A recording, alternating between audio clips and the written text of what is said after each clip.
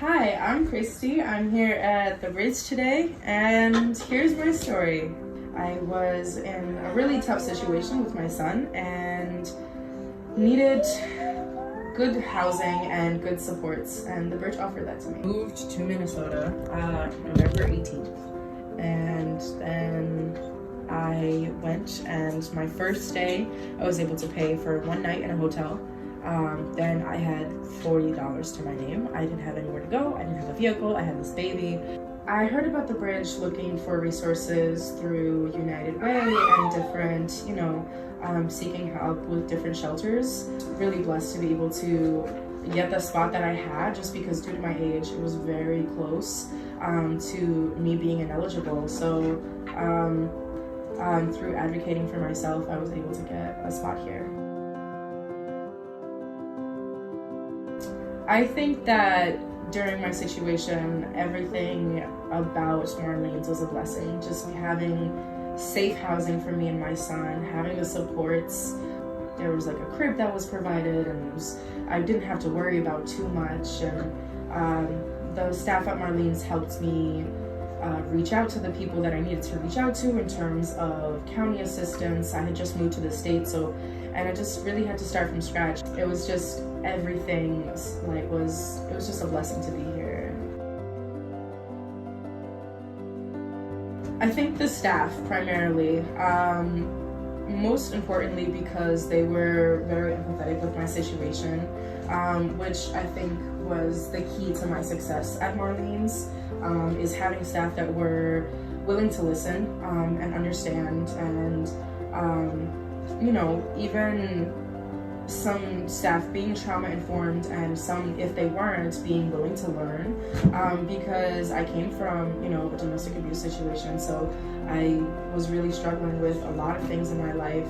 And then of course having Julie, the therapist,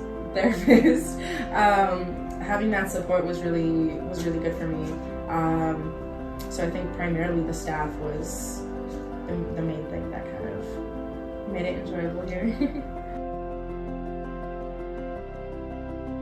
The resources that the bridge had offered surprised me the most.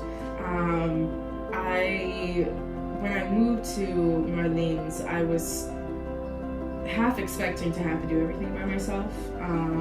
And Marlene's offered a lot of things that not only benefited myself and my situation and my family, but also me as a person. And they didn't really see me as homeless parenting mom. It was kind of I'm Kristi in a bad situation. I